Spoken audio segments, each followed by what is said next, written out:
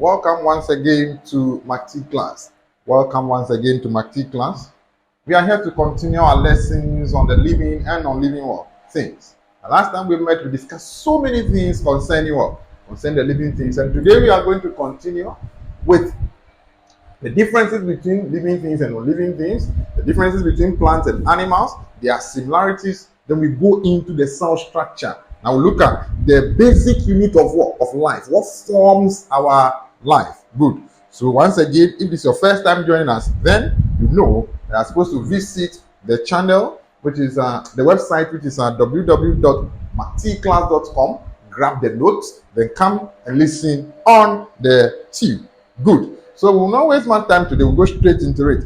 Now, the last time we discussed and we're looking at what? Living and non-living things. We discussed at length what the living things are and what non-living things are. And what makes an organism a living thing. We also discussed what? We also discussed that one. Okay. So today we are going to continue with the differences between living and non-living things.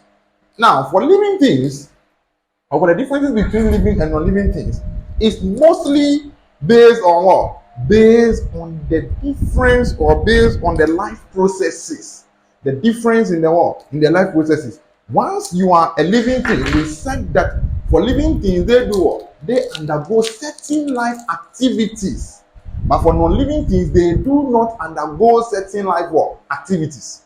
So we use that to differentiate between, of course, what is the difference between myself and a stone? The difference is that I can walk, I can locomote. He said that the minute I move the whole body from one point to another is locomotion. But a stone cannot do that. The difference between myself and a stone. The same thing, the difference between you and any other non-living thing, we are differentiated by the what? The life processes that we perform. So if you look into the notes, you can see we have differences between living and non-living things. Difference between living and non-living things. So we are going to make that difference or that distinction clear here. So you are still on living and non-living things. You are still on living and non-living things. We are still on living and non-living things. And today we are going to differentiate between living and non-living things. So we look at living things. Look at living things. Then we look at non-living things. Non-living things. We want to differentiate between these two guys. Differences between living things and non-living things. Like I've said earlier, the difference between a living thing and a non-living thing is the fact that living things can perform the 7 life processes we mentioned the last time. And that is the only way we can differentiate between ourselves and a non-living thing. Once a living thing cannot perform that, it becomes a non-living thing. So when one dies, the person becomes a non-living thing because the person cannot move. The person cannot respire. The person cannot reproduce. Therefore, it becomes a non-living thing. Good. So differences between living and non-living things. One. We can say that one is that living things do what? Do respire. So for living things, they what? They respire. So living things, they respire. If living things respire, then non-living things will not what? Will not respire. So that's one difference between living and non-living things. Living things can respire.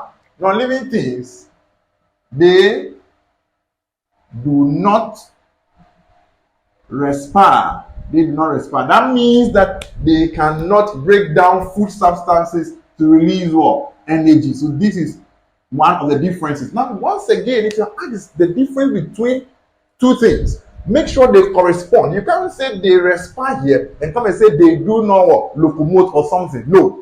When you are using respiration for this, then this one must go to what? Respiration. You match them. They must correspond. They must what? Correspond. Good. Then what are other things? We said 2. Living things do what? Do grow. Living things do what? Grow. So here we say living things, they grow. Living things grow. But non-living things, they, once again, do not what? Do not grow. Living things do not grow. I have never seen any non-living thing growing. No, neither have you seen. Good. So that is one. The next one is that living things, they feed. And feeding means we obtain what? Nutrient by eating. So living things do what? I say living things, they feed. I say feeding is one of the important process. All the processes are very important, but feeding starts it. Once I feed, my respiration process is going to break down the food to release the energy so that I can move, so that I can reproduce, so that I can do the others. And at the end of the day, the waste substance is brought out by what? By excretion. So each and every life process is very, very what? Important. And that is why you need to perform all before you can be considered a living thing. If you perform some and leave the others, you are not a living thing. And that applies to viruses. Viruses normally are considered as well as a midway between living and what? And non-living things. We'll talk about them later. Good. So the living things feed, but for non-living things, they do not feed. They do not feed. So this is another difference here. So basically what I'm trying to say, for you to record this easily, is when you understand the difference, or when you understand the life processes. I'm using the life process here. I've mentioned respiration, growth, food. That means the next one you can mention with me, without me writing, you can tell me that the fourth one can be that maybe you have in your mind right now, excretion. So living things do what? Do excrete, or living things do reproduce, but non-living things do not what? Do not reproduce. So we can write that one. Living things, they reproduce. They reproduce, but non-living things, they do not reproduce.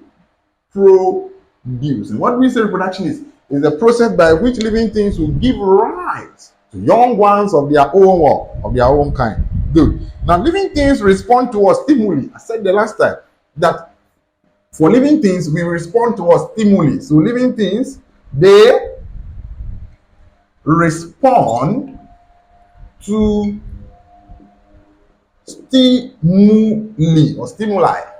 Then non-living things, of course, they are the negative, so they do not. And this is it. Once I know this, I can tell you these things we don't really learn them. Once you understand the life process, you don't learn differences between this and this. No, you know one and you just the other side and you get this. You just take the other side of it. So if this does, this one will not. If this does, this one does not. Good. And I've said it should match up. Good. So here we said they do not what? Respond. They do not respond to stimuli. And I explain stimuli as well as changes in the environment of an organism. And that when there are times we can respond, non-living things do not what? Respond to stimuli.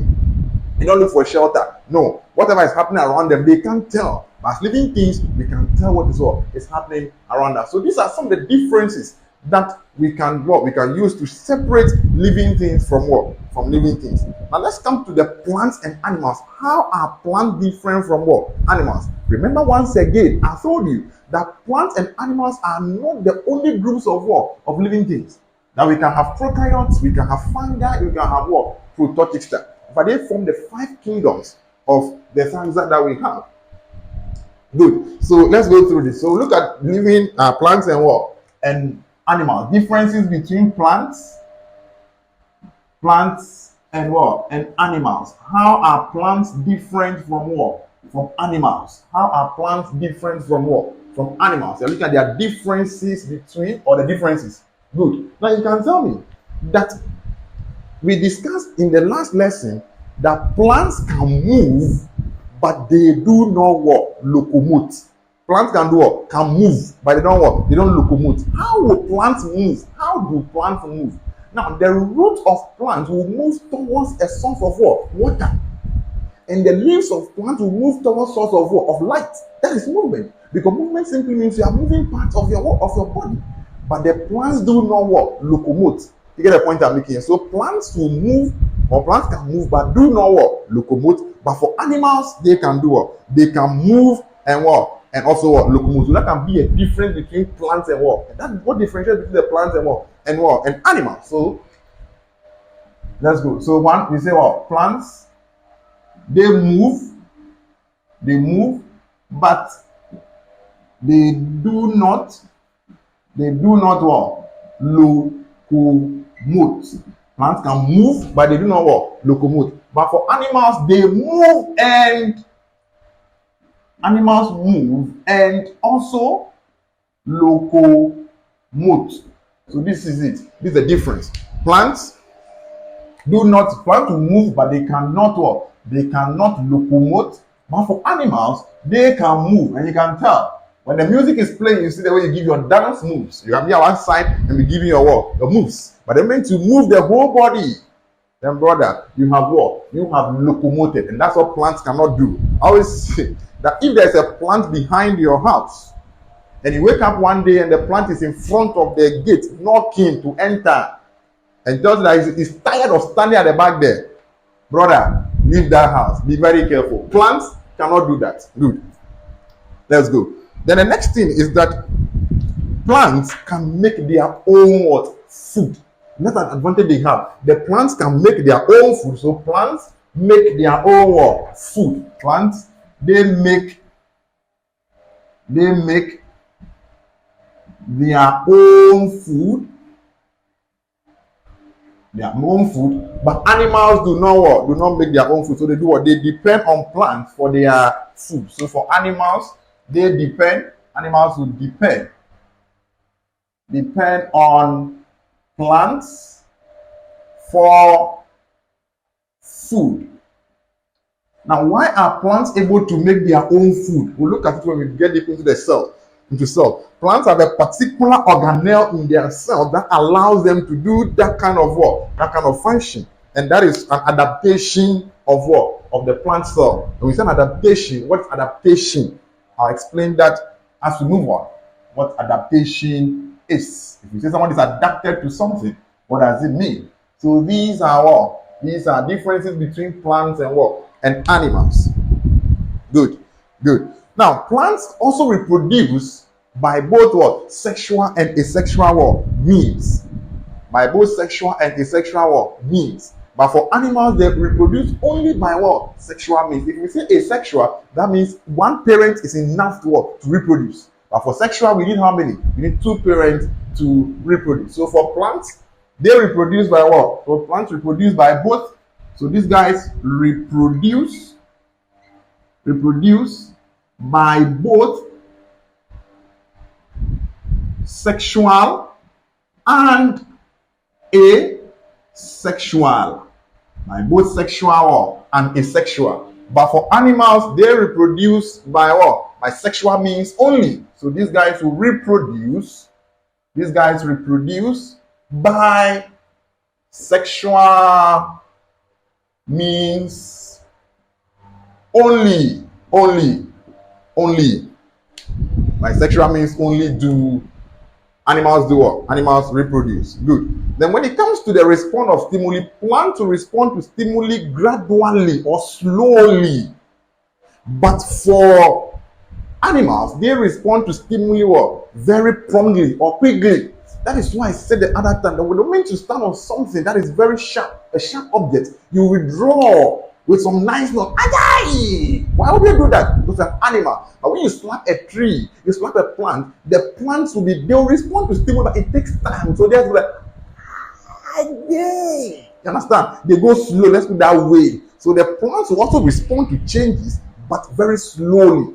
But for animals, the moment you dip your hand into something that feels hot, you withdraw it quickly because that is one of the characteristics we have. So you can put that one down. It's also here. They are all here. If you go into the notes, you find the differences between plants and animals. The plants respond to stimuli gradually, so they respond slowly. So respond slowly to stimuli. Then these guys will respond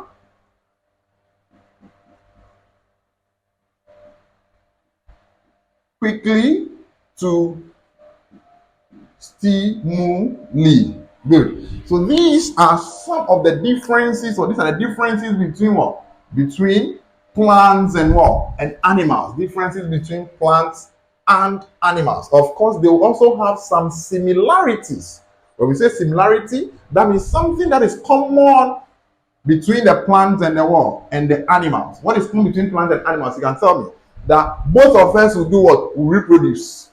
Whether we are using asexual means or sexual means, we are all reproducing. Both of us will do what? Will feed. Whether I depend on you, you depend on me, we are all feeding. At the end of the day, we all fed. Good. Then both of them what? Respond to stimuli. Good. So these become the difference, the similarities between plants and what? And animals. Plants and animals are similar in what way? In a way that they all can what? Can feed. In a way that they all do what? Reproduce. They all excrete. They all show movement. Not locomotion. They all show what? Movement. Good. Then they both grow and they both respond to what? Stimuli. Whether mine is slow or yours is quick, we all respond to what? Stimuli. At the end of the day, we've all responded to what? To stimuli. I hope you get the point I'm making here. Good. Good. So let's move on. Let's move on. Now that we have the differences between these, let's go deep into the basic level in living organisms. You see, living organisms have a level of organization. It starts from somewhere. There's a starting point for all living things. Then that thing grows before we get an organism. It starts from a point. So the starting point, we call that the level of what? Organization in living organisms. And that starts with what? The cell. And that's what we're going to look at today. We are going to look at the cell, mention some of the parts of the cell. Then the next time we meet again here, we are going to go deep into the cell. We're going to look at the functions and the description of each of the parts that we are come to mention here today. So we'll go to the structure of what? Of the living cell. So we are going to now look at, let's clean our, we are now living on living things, and now we're living on living things. Let's go to living cell.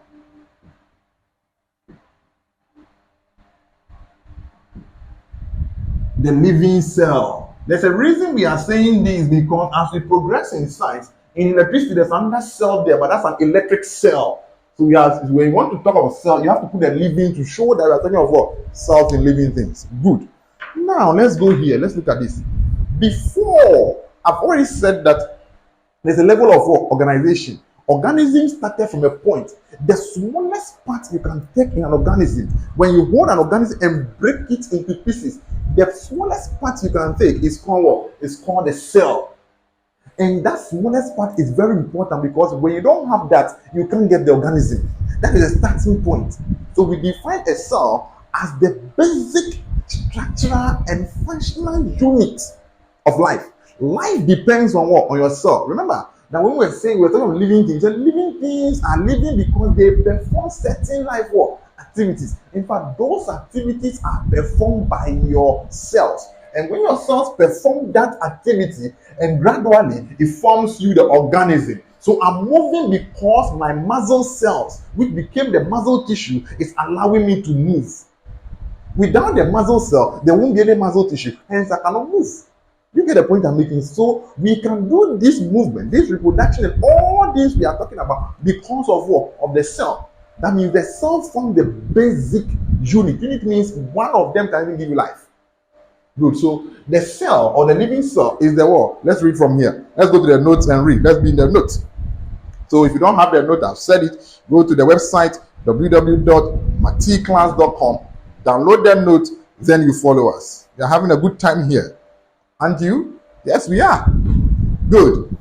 A living cell is the basic structural and functional unit of life. The cell, we have mentioned 2 points here. We mentioned 2 points here. Is the basic structural and functional unit of life. Somebody would define this as the basic unit of life. Very, very correct. The basic unit of life. Life starts with what? With a cell. Without a cell, there's no life. Very simple. And the cell can perform all the life work activities. So as the cells do that, then the whole organism also can what? Can now do it. Like I give an example with the movement. Good. So cell, a living cell, is the basic unit of life, or the basic structural and functional unit of what? Life. The cell is the basic. So we have 2 things here we have to talk about. We are talking about the structure.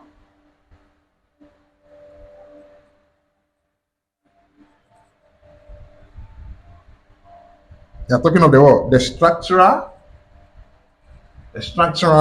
and the functional, and the functional unit of what? Of life. Talking of the structure and the functional unit of life. That means that this is what the cell does. The cell helps us to get our structure and also the function. Of course, I can perform the function I'm doing. I have the structure I have because of what? My cells. Do you know those with rickets? Those with rickets. That is because of the formation of the bone, and the bone is from the cells. So since the cells are not properly formed, those with sickle cell, you see sickle cell, the way the cell is crescent, yes, that means they also have that. So the cell becomes what? Forms our structure and also what? Our function. If the cells are not there, then we can't function. Very, very simple. So when I define a cell, we are saying here that a cell is the what? The basic structural and functional unit of what? Of life. Good. It is the building block of all living things and capable of carrying out all the life activities. I said it. That this cell you are seeing here is what? Is the building blocks. Now, before we can build a house, or if you see people building, they put blocks together. Then once they put the blocks together, we form a building. The same way, before you were built as an organism, cells were put together. So a cell was put together, we say it was cemented with that cell or that, like the way the builders have this. So if I say the cell is the building block of life, that means cells have come together to form what? To form life. I hope you get the point I'm making here. Good. So reading once again, let's move. Now, based on the number of cells, organisms are grouped as what? Are put into two groups. Now, once again, so we have understood what the structural and the functional unit of life is, with the cell. That is the cell that gives us our structure, the way I look, and also the function, what I can do. That's what the cell does. Good. Now, organisms can be grouped into what? Into two, based on the number of cells what we have. So you're looking at groups of organisms on the basis of the number of what? Of cells they have. So let's go. Groups of organisms.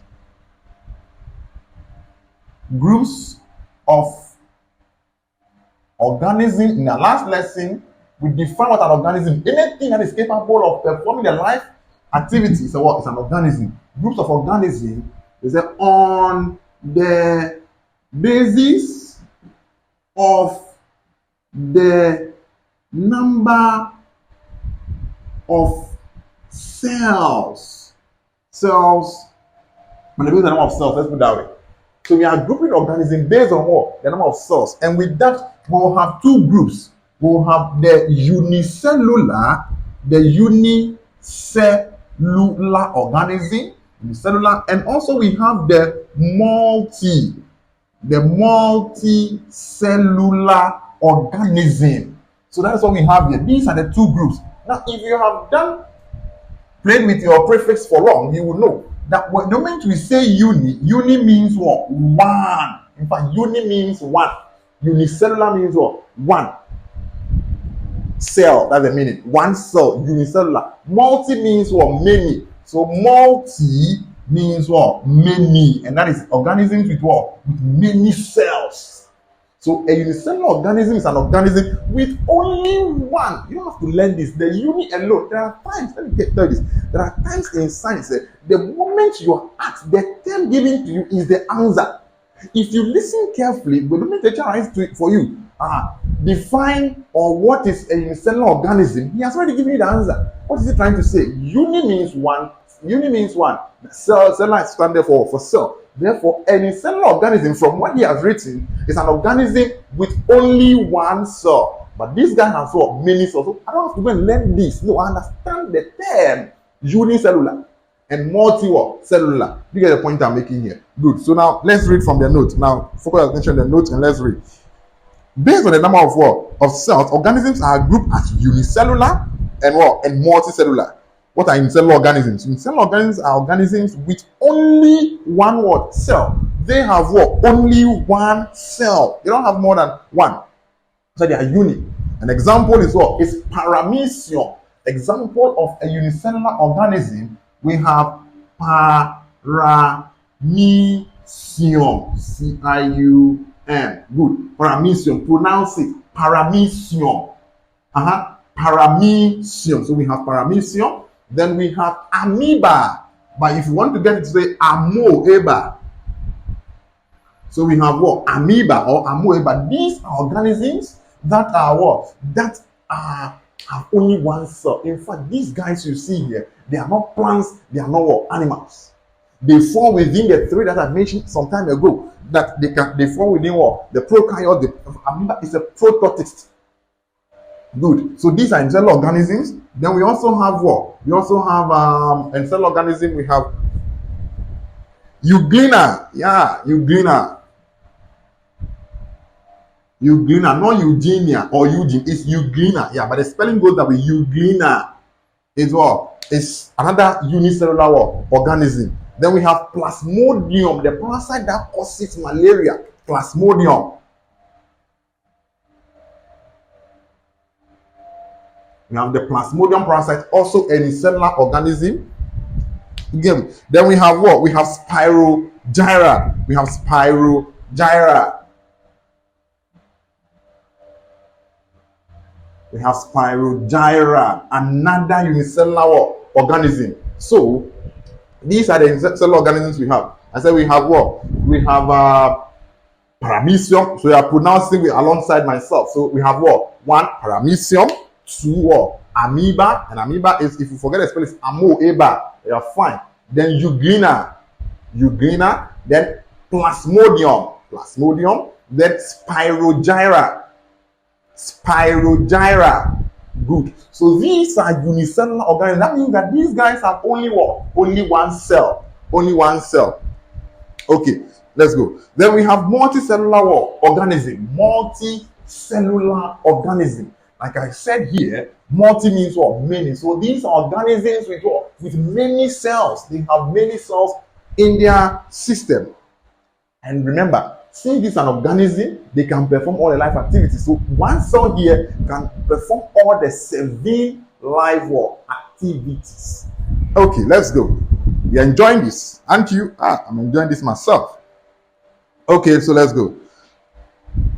Multicellular organisms. These are organisms with many cells. Example, plants, human beings, animals like what? Reptiles, fishes, monkey. I'm reading from the notes. Fishes, monkey, etc. All these guys are what? Are multicellular organisms. Cells are very tiny and can only be seen with a microscope or a magnifier. These are instruments that enlarge tiny objects so they can be seen in detail here. The cells are very, very, very small. So unless you get a microscope, you use that to magnify the cell so that it becomes more detailed. You see what is in there. These are very, very small organisms, but microscopes will help you to magnify them so you can see them. So we have it to say cells are very, very tiny and can only be seen with a microscope or a magnifier. We define these are instruments that enlarge tiny objects so that they can be seen in details. Good. So this is basically the living cell from here to there. From the definition of a cell to grouping of organisms based on the number of cells they have. Then we have uni and multicellular organisms. So here we can mention the examples of multicellular organisms as well. We have plants,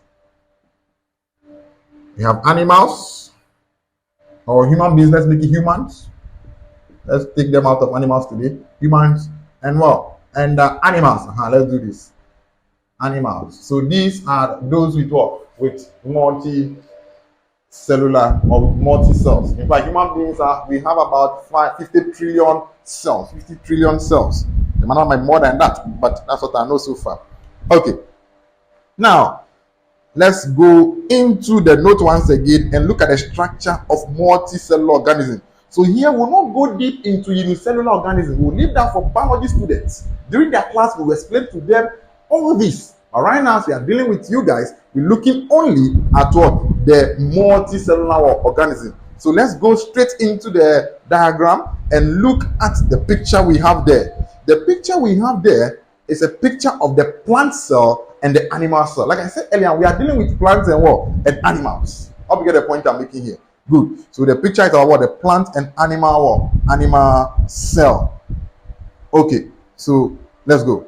Now we are going to label the parts of the plant cell and the part of the animal cell. Then we end this. Continue later by going deep into the function. So look at the structure. These are very nice diagrams. Look at the diagram there.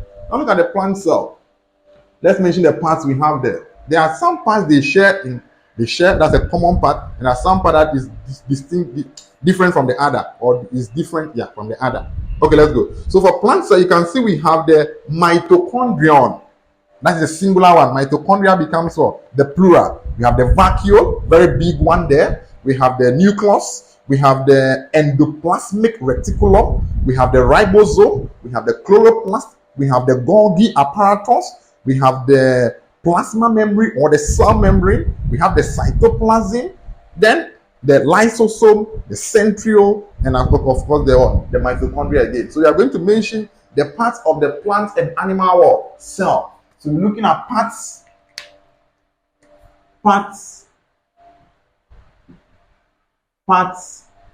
of the plant and animal cell. The part of what? Plants and animal cell.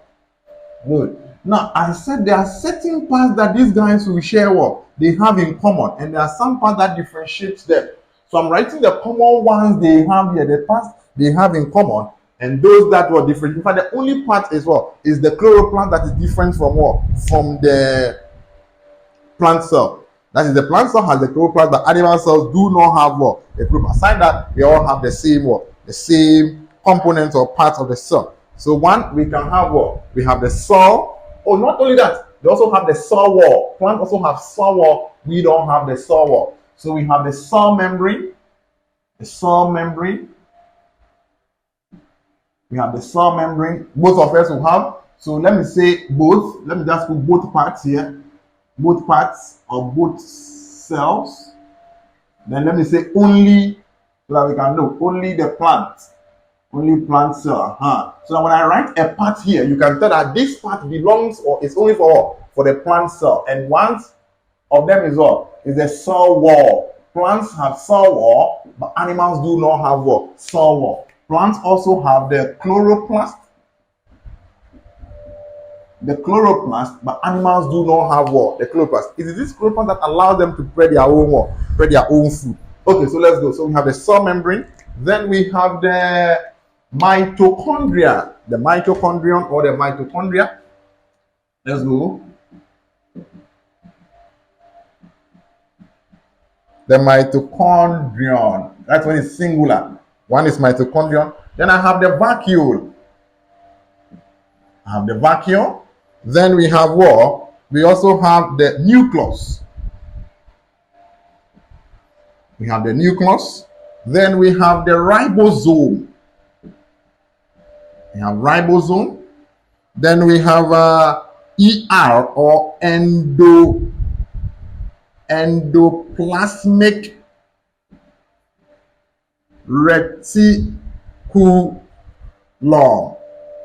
Endoplasmic reticulum, which we call the word the ER. So we shorten this out as ER. We have the smooth and the rough ER. For the smooth ER, we don't have the ribosome on its surface, but for the rough ER, we have the ribosome on the surface. I'll go deep into this to get all. Then we have the cytoplasm.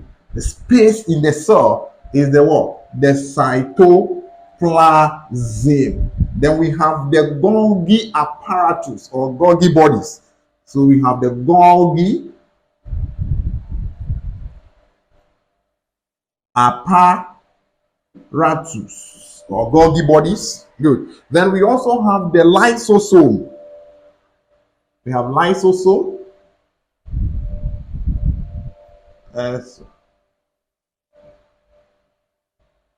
Lysosome.